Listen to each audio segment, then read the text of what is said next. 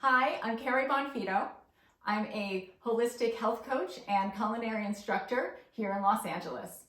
And I want to give a big thank you to Robert Schuler and Melissa's Produce for inviting me here to share my debut cookbook, What to Cook, Why to Eat It, and to talk to you about what's inside the book and share a couple of recipes that I really enjoy making with all of this fantastic produce that Melissa's has sent me. So the book that I wrote is part cookbook, but it's also part nutrition handbook. It's full of recipes, it's full of nutrition facts, it's full of just the health benefits of the different foods that we're choosing and why we should be choosing those foods over other things. As I've been working in the LA community, my clients, my cooking students seem to have the same bunch of questions that I kept getting asked over and over again. Questions about, should I go gluten-free? How much protein do I need? What is fiber? All of these questions kind of kept coming up over and over again. And I really tried to address these specific questions that I was getting and answer those in a way that's really understandable to people just starting out on a nutrition journey. So I'm not going into tremendous amounts of science, although I do cite some sources and give you that information if you're looking for more. But I kept the book just very concise because I didn't want to overwhelm people with too much information. And I've been getting a lot of great compliments about the book. And the one that really I love the most is I read the whole thing. And that means a lot to me. It means you got from start to finish and you got the essential information to really start feeling better by changing your diet and changing your food. And I will say I am very much a person who encourages you not to do extreme diets. I'm really a believer in making sure that your choices are sustainable and something that you can do for life and something that you can do and still participate in society and not feel like you're eating in a bubble.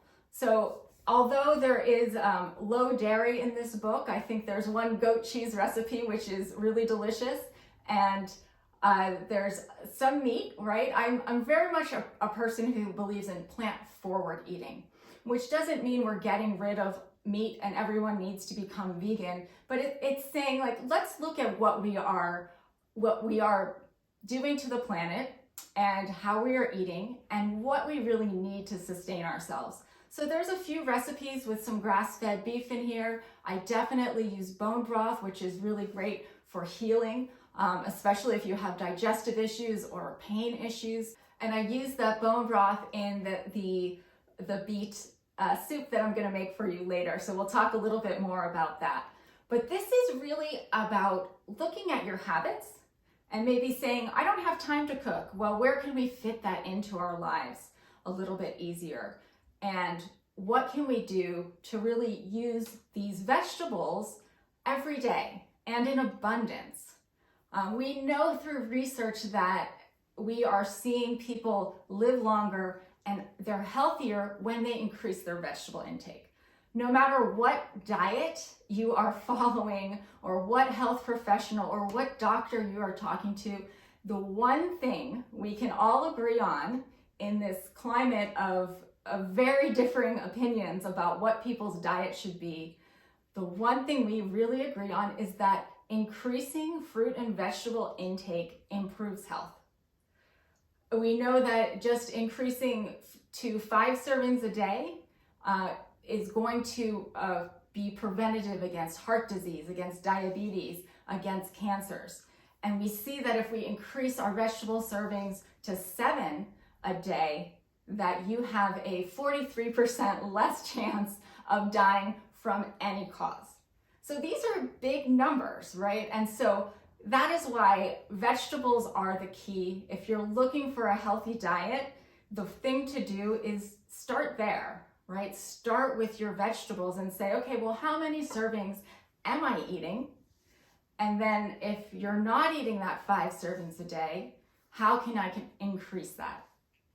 And I hope that when people are reading my book, they get that message from it and find ways to put vegetables as the star, right? We're not trying to necessarily hide them and blend them into everything. We're trying to say that this is the meal, this is the showcase, and that those other things that are also important for our nutrition, the healthy fats, the fish, the lean proteins, that those things are there, but maybe they're not the stars. And so I hope that you pick up a copy of my book and share it with the ones that you love. Okay, so just a little exercise to get you thinking about produce and vegetables. Right now, I want you just to close your eyes and think about your favorite vegetable. What is it for you? What is the thing that you just love the crunch of or the smell of when it's cooking? Is there something that just makes you feel happy when you eat it, or reminds you of a particular time in your life or in your childhood? If you want to, go ahead and write those into the chat. We'd love to know. It always inspires other people to think about their different vegetables.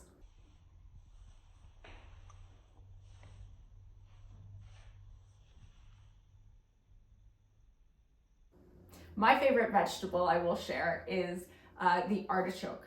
I think the artichoke is so underappreciated. It's one of those vegetables that you can get jarred, you can get canned, you can get frozen, you can get fresh. So you can eat it so many ways and always have it in your pantry.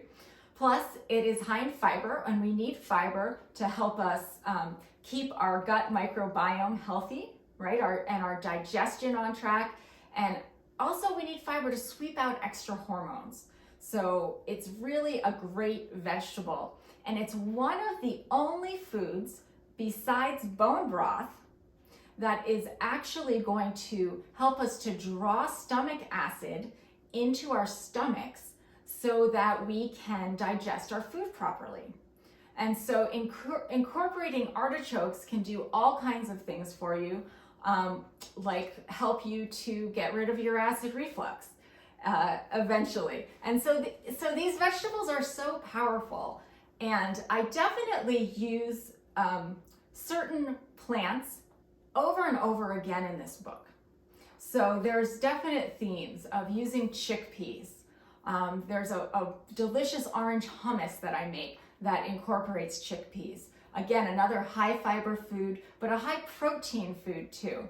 I do a cauliflower chickpea curry, and this curry is really going to be something you can make on a weeknight, and it's super fast to make, and it's really delicious. And we top it with a little bit of avocado, some cracked black pepper, and you get some really great flavors going very, very quickly. Another theme I have in the book is with cranberries. I have an affinity for cranberries, and they are just such a beautiful food. I love things that are so colorful. You can actually get low sugar cranberries, so look for those in your store, and look for the ones that are maybe not the name brand, but the store brand, because they use just less sugar in sweetening those cranberries versus some of the low sugar ones that will use artificial sweeteners. So just take a look at the back of the bag and look for your ingredients there. And you can also get unsweetened cranberries if you want to go completely low sugar. So those do exist. You can buy them online. You can buy them in some of the health food stores. So definitely take a look around for those. And those add just such a punch to our food, right? They're just a delicious addition and a bright, vibrant color. And going along with that red theme, I love pomegranates. I happen to have a pomegranate tree in my front yard. I got over a dozen pomegranates this year, so I was so lucky. But they were so good this year. If you were lucky enough to get some from the store, they are one of those foods, again, where you're eating the seed, and so you're getting extra fiber. And this is really important for helping to regulate our blood sugar, in addition to all those other things I already said. So I make a lovely beverage with pomegranate seeds and a little bit of rosemary. So when we're looking at these spices and the herbs that we're using, we're also looking at their health benefits, because it's not just about the star, right? It's about the supporting characters in the dishes that we're making. And so these herbs and these spices are really wonderfully prominent in a lot of my dishes. And in this particular pomegranate drink, we use rosemary. And rosemary is wonderful because it can relax you. Just thinking about rosemary, I started to talk slower there. So I think that's that's a little bit of what rosemary does to me, right? We have studies that show us that just inhaling the scent of fresh rosemary is very helpful at lowering our cortisol levels and lowering stress. So we're using all of these plant foods to create these wonderful dishes that can benefit us in so many ways. So definitely look for the themes in my cookbook. You'll see a lot of cinnamon, you'll see a lot of chickpeas and pomegranates and avocados in there, and you'll get a sense of why these foods can really help us throughout the day, throughout the week, and just the repeated use of them is really helping to improve our health. But also, you know, we've got to be budget conscious. So it's really fun to be able to use ingredients in different ways and have, you know, like I said, you can mix those cranberries with a granola, but you can also take it savory into a quinoa salad. So there's a lot of different uses of those same ingredients. So when you're buying them, we're using them in many, many ways. So I'm getting hungry talking about all these wonderful things to eat. So let's get cooking, and let me show you some of my recipes from the cookbook. So this is my ginger sesame stir fry. This is one of my favorite dishes, and a dish that I constantly get told that people make over and over again. The base of this dish is mushrooms. We're using the mushrooms. They're a really high protein produce, right? Not really a fruit, not really a vegetable, but it's great to have your mushrooms fresh. And these are portobello. You can use any type of mushroom though in this dish. It's very flexible, and really you can use any kind of vegetable you like. So we're gonna cut those mushrooms up. We need about 2 cups of mushrooms, and we're gonna get our pan going, get it hot. Put a little bit of avocado oil, because this is a stir fry. We're gonna be cooking at a pretty hot temperature. So we wanna use avocado oil, which can take that high heat. All right, so as that's heating, we're gonna get our mushrooms in there, and we're gonna let those cook down. We want to put a little bit of salt on those. It'll help draw the water out and get those sizzling.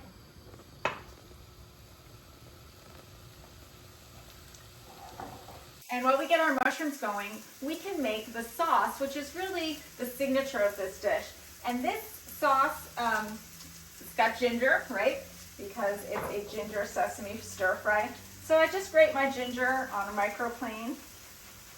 And we want a good 3 tablespoons or so. This is really one of the main flavors in the dish. And we also love ginger because it's so anti-inflammatory. A little bit of garlic in here, so just crack the garlic with your hand so you can peel it easily, and I'm going to grate that on my microplane as well. I love garlic because it has so many great anti-inflammatory, antibacterial, and cholesterol lowering properties. All right, and so then we're just going to put a couple of very standard kind of Asian flavors in here.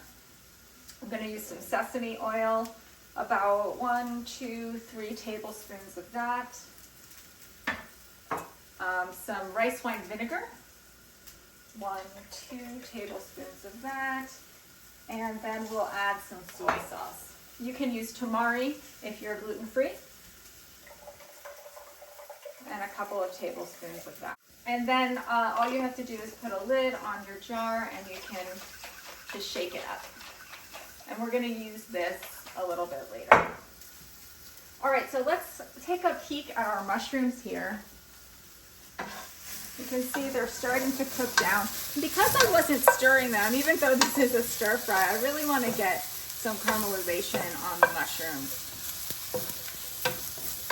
And so those are cooking quite nicely. They can cook down a little bit more. And then we can slice up a good old carrot. It's going to add a lot of crunch, which is a nice textural element for the stir fry. Now we can go in there with the carrots.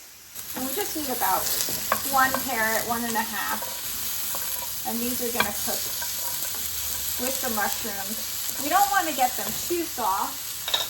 We're gonna do some green beans. I love green beans because they have a higher protein of the vegetables as well. So it's really great to use a couple handfuls of those.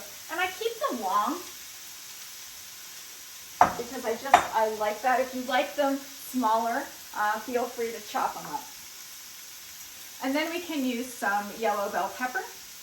This bell pepper is going to be adding some sweetness, which is a nice element, because one of the things I try to do in my stir fry is not have any extra sugar, right? We go to a restaurant, a lot of times they're pumping their dishes with sugar because that's a traditional way to have them and to create those sauces that we're familiar with. So I don't want to use sugar in this dish. I'm trying to cut my sugar as much as possible. So I'm going to use some vegetables for some sweetness instead.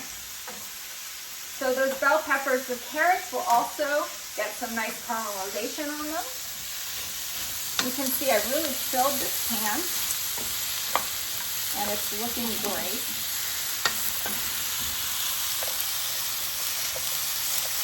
So as this is cooking down, let's take a look at our garnishes.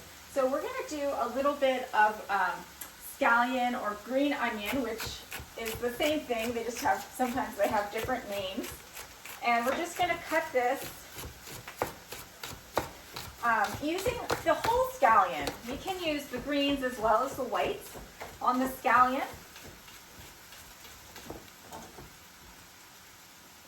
And we'll save that for our garnish. And then we're also going to be using a little bit of sesame seeds. I love sesame seeds. They are great for giving us really good hormone balancing. And so adding them to our dishes, this is a sesame ginger stir fry, so we want to make sure the sesame is represented. And we're doing that in 2 ways. First with the sesame seeds in the garnish, it's visible. And then also we're going to be using tahini. Tahini is ground up sesame seeds that are a paste, basically. And we're using this to become the sauce for our dish. It's going to create a real velvety texture and something that is going to be very satisfying and give us some healthy fats and healthy omega-3s, and we don't have to worry about adding extra sugar for the flavor. And don't forget, we haven't added garlic yet. The garlic is in the sauce. So what we're going to do is add our sauce that we created along with our tahini. I could smell that garlic as soon as it hit the pan. Now this doesn't have to cook very long, and we don't want to cook the sesame oil too long because it's a very delicate oil and we don't want it to go rancid. That's why I use the avocado oil in the beginning, and the sesame really is just a finishing oil here. So now that everything is coated, I'm turning off my heat. And I have this lovely stir fry that I'm also going to add as a final element, and not cooked, is just some cashews. And so these cashews are going to give us just a little bit more texture, healthy fats, and fiber. So I don't personally serve this dish with rice, but if you'd like to, you could. But remember what I said in the beginning, that vegetables are carbohydrates. So we're gonna be getting good carb content from this dish as is, and you'll find it is very satisfying. I have a lot of clients who like this as a side dish, just a way for them to eat more vegetables, but my family eats it as a main. So let me show you just those final garnishes. Some of that green onion, and then a sprinkling of sesame seeds on the top.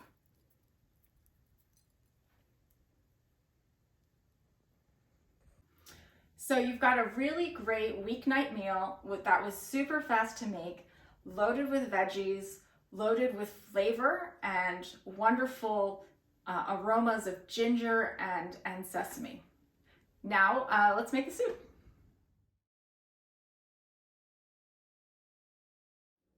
Now we're going to make my beet soup with cashew cream. I love using cashews. You'll see them in the book quite a bit, but you'll also see them as a dairy substitute. So for this recipe, instead of using like a sour cream or a Greek yogurt, a lot of people can't tolerate dairy, and so this is a great way to sneak in that luscious flavor and texture into your foods. So soup first, then cashew cream while the soup cooks. Again, time-saving tips. So this soup, we start in a cold pan, and we're just going to grate some ginger. Again, loving that ginger in here. Wonderful for anti-inflammatory. It's great for settling your stomach. It's antiviral. So just so many benefits to ginger. It's actually cousin to the very famous now turmeric, which is very famous for all of those same anti-inflammatory properties. All right, ginger directly into the pan, 6 teaspoons worth. All right, and now we're gonna use leeks. Leeks are my secret weapon. I love leeks and soup. They just do something to the soup that doesn't give it that same oniony taste, but it is from that same onion family. We can save these grains and we can roast these in the oven, chop them up, toss them with a little olive oil and salt and pepper. They roast up great. We just want to make sure they're clean because there's a lot of hidden dirt on those leeks on the inside.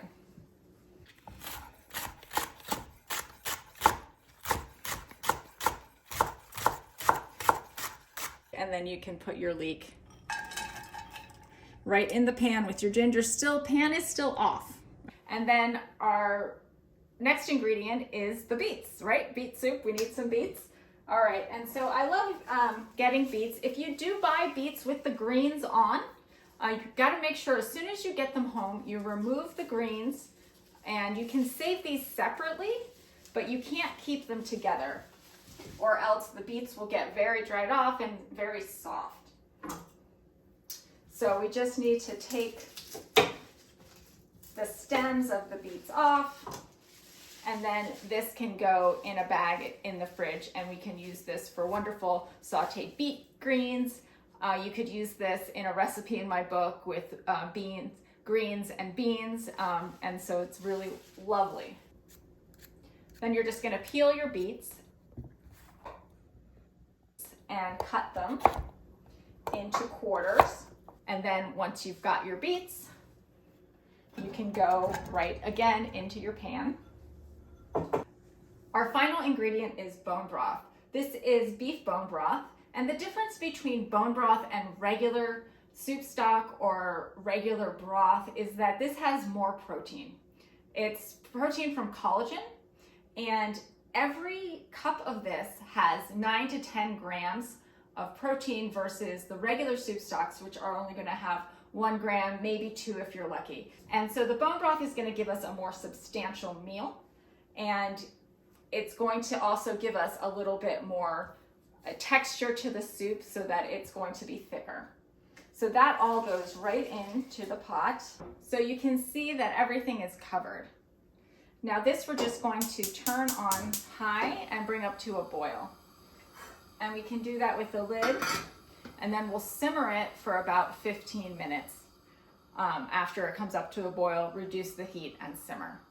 I just want to mention too, I know that sometimes using real beets can be intimidating because they can bleed on our hands and things like that. So it's really kind of cool that you have these pre-done beets that you can get now in the stores. And they're already done for you. So if you were going to use the pre-done beets, then you don't really need to cook them because they're already soft. So you can just boil the leeks and the bone broth and then throw these in when those are done cooking. So while our soup is cooking, let's make the cashew cream that we're going to use as the topping. So we're starting off with cashews, and I've been talking a lot about cashews, but these are really great to just incorporate more nuts in your diet, right? There's going to be magnesium in here, there's going to be copper in here, two minerals that people are often missing. And we know that that nuts, people who eat nuts are often slimmer than people that don't. So it's a great thing to incorporate into your diet. I've been soaking these raw cashews in water. And you can do like a quick 10-minute soak with boiling water, or you can do it overnight. So we're gonna drain these out. And then they can go right into your blender. And then we're going to add juice of a lemon.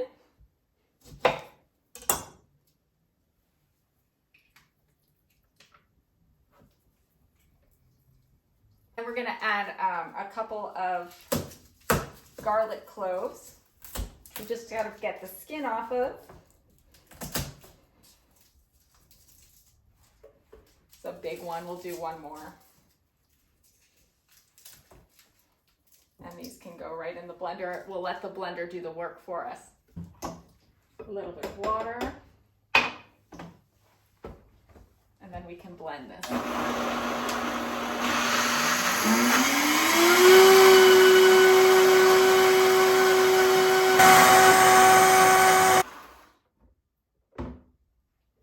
And you get this really nice creamy consistency, and that's what we're looking for.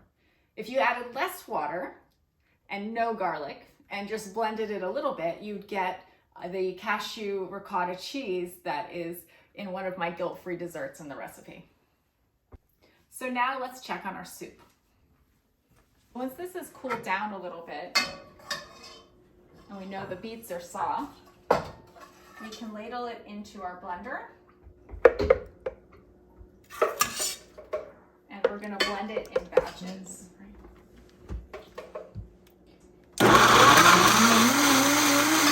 So we get this really beautiful red color. So once you get your soup back in the pot, now it's the time to taste it. So, and add salt and pepper. Because we know that the soup cooked down as it was cooking. And we're using Himalayan sea salt here, which is loaded with minerals, and just a few cranks of black pepper.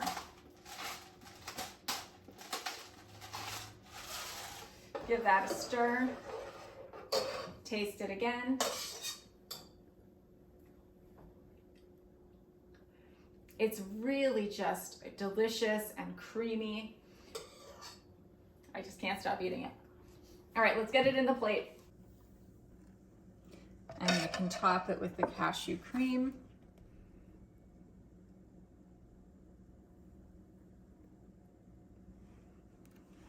And another crack of black pepper. So let's give this one a try with the cashew cream. Just so delicious. You've got to try this one. So many people have told me that this is actually the favorite recipe in the book, even though they were apprehensive to try it at first. Thank you so much for joining me today. I really enjoyed sharing my recipes with you and my book. You can find the book online wherever you buy books. You can also check out my website, twoheartsnutrition.com, and find out about more cooking classes that are in LA locally, as well as online, and can be accessed from anywhere in the world. Health and happiness to you all. Bye-bye.